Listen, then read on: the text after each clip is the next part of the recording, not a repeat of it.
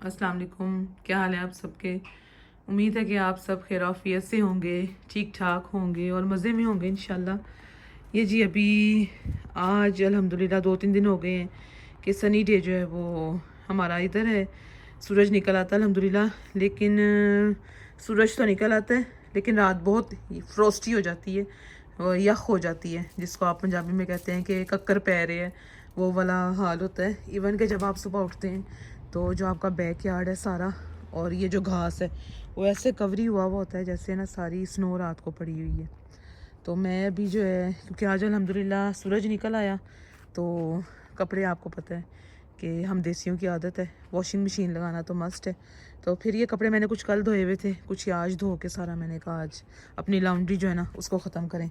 अपना बाहर से ये जो बैक गार्डन है ये सारा क्लीन किया।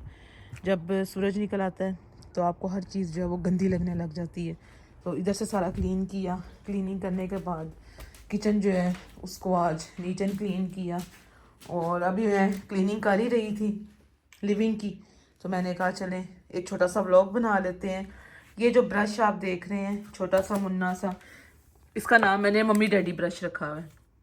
मुझे ये ब्रश बेसिकली पहले पसंद नहीं था उसके, लेकिन जब बाद में मैंने यूज़ किया तो मुझे ये ब्रश जो है ना ये वाकई बहुत ज़्यादा हैंडी भी रहा और बहुत यूज़फुल भी रहा।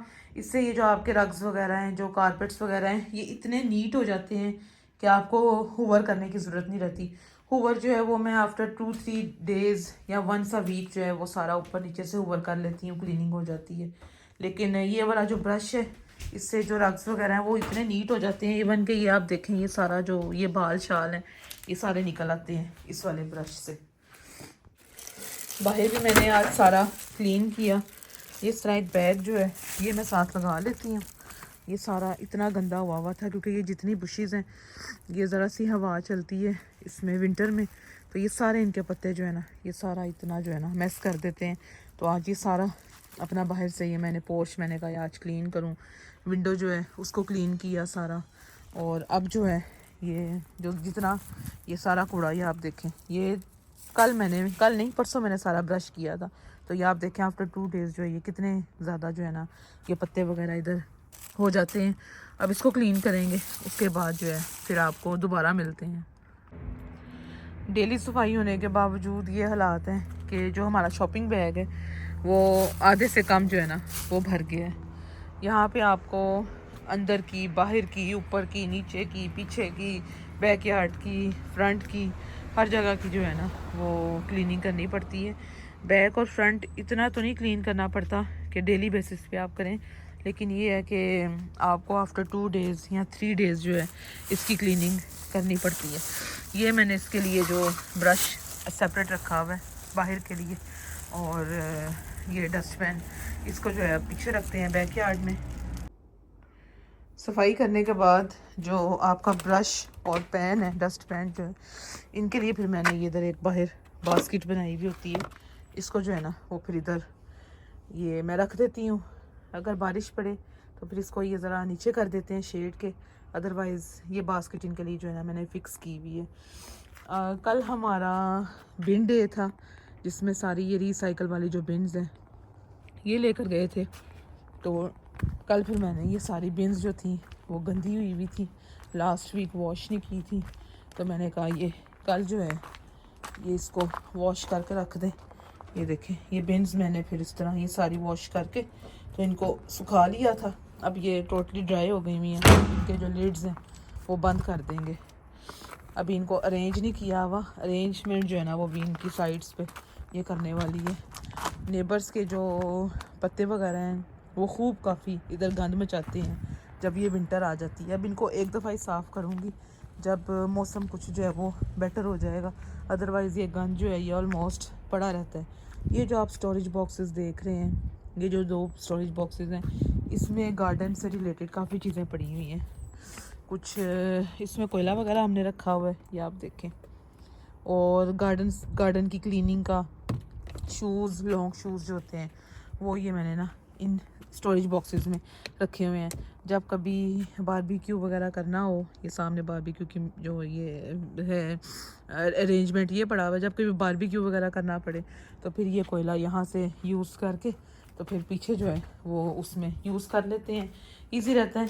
इन स्टोरेज बॉक्सेस में जो है पानी खड़ा नहीं होता, क्योंकि आई थिंक इनके नीचे जो है वो स्पेस होती है, वो पानी सारा निकल जाता है। तो अगर बारिश का पानी इन स्टोरेज बॉक्सेस में कहीं से चला भी जाए तो वो शुक्र है अल्लाह का, अल्हम्दुलिल्लाह।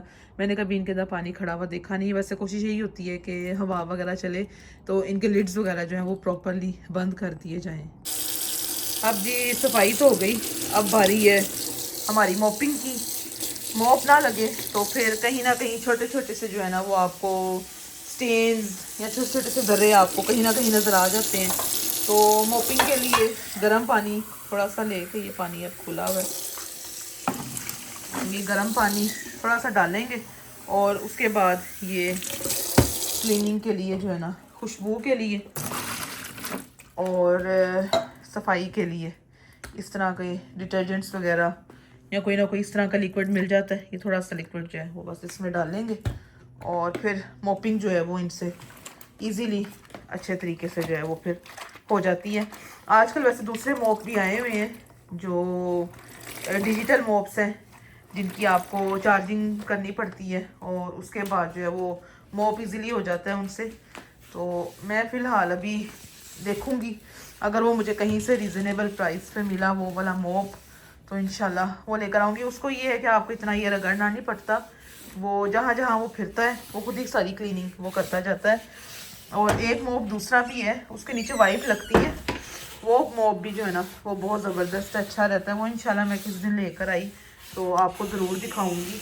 अगर वो मॉप आपको कहीं से मिले तो वो वाला जो मॉप है ना वो आप ज़रूर यूज़ करें। आई थिंक वो वैसे तो 12 पाउंड्स का मिलता है, लेकिन समटाइम्स ऐसे होता है कि ऑफ़र वगैरह लगी हुई होती है तो आपको वो वाला जो मॉप है वो 7 पाउंड्स का, 8 पाउंड्स का, समटाइम्स ऐसे भी होता है कि ऑफ़र में 5 to 6 पाउंड्स के भी जो है ना वो आपको वो मॉप मिल जाता है। और उससे ये है कि वो क्योंकि ज़रा उसका आगे से वो थोड़ा सा वाइड है मोपिंग, तो उससे मोपिंग जो है ना वो ज़रा आसान हो जाती है। ये वाला मोप जो है ना वो आपको फिर बार बार रगड़ रगड़ के हर जगह पे करना पड़ता है। उस वाले जो मोप से है ना वो क्योंकि वो आगे से काफ़ी वाइड है, चौड़ा सा है आगे से ना, तो उससे क्लीनिंग जो है वो ज़्यादा आसान हो जाती है। मुझे वो वाला मोप ज़्यादा पसंद है। ज़्यादातर जो है ना वो वाला मोप किचन और वॉशरूम की सफाई के लिए यूज़ किया जाता है, क्योंकि यहाँ पे जो फ्लोर्स हैं वो आप पानी नहीं गिरा सकते इन लकड़ी के फ्लोर्स पे, फटाफट फूल जाएंगे, ख़राब हो जाएंगे। तो फर्श नहीं है कि टाइल लगी हुई होगी या दूसरी फ्लोरिंग हुई हुई है, तो ये लकड़ी के फ्लोर्स हैं। तो इनकी जो फिर आपको जो है ना इनको ड्राई रखना, जो मेन चीज़ है ना वो इनकी क्लीनिंग करना और इनको ड्राई रखना बहुत ज़रूरी होता है। तो बस अब ये मोपिंग हो गई है, हमारी आज की जो सफाई है ये अब डन हो गई है। अब लंच बनाएंगे और लंच बनाने के बाद खैर से जो है ना वो फिर बच्चों को लेकर आएंगे जाके। दिल तो बड़ा करता है जब कभी सनी डे हो तो आप धूप लें, धूप में बैठें, लेकिन ये आप देखें हवा इतनी ठंडी है तो धूप जो है वो यहाँ पर लेना फिर जो है ना वो सब कहते हैं कि क्या धूप लेनी, जब धूप भी जो है वो भी इधर ठंडी है, तो इधर जो है वो ठंडी धूप नहीं ली जाती। फिर आजकल वैसे भी यहाँ पे फ्लू वगैरह का बहुत सीन है तो सब वैक्सीनेशन करवा रहे हैं इधर। हाँ अलबत्ता आपकी जो वैक्सीनेशन है उसमें 2 चीज़ें हैं, एक आपका नेज़ल स्प्रे है और सेकंड आपका जो है वो इंजेक्शन के थ्रू जो है ना वो वैक्सीनेशन हो रही है। तो अगर आप बाहर हैं, बाहर अब्रॉड में हैं, तो मैं आपको ये एडवाइस करूँगी कि आप नेज़ल स्प्रे वाली जो वैक्सीनेशन आपको डॉक्टर्स कहें आपको आपके बच्चों को कि आप ये लगवा लें, तो काइंडली आप नेज़ल स्प्रे वाली जो वैक्सीनेशन है वो मत लगवाएं, क्योंकि वो हलाल नहीं है। हाँ अलबत्ता जो इंजेक्शन वाली जो वैक्सीनेशन है अब्रॉड में वो डॉक्टर्स कहते हैं कि वो हलाल है, वो आप लगवा सकते हैं।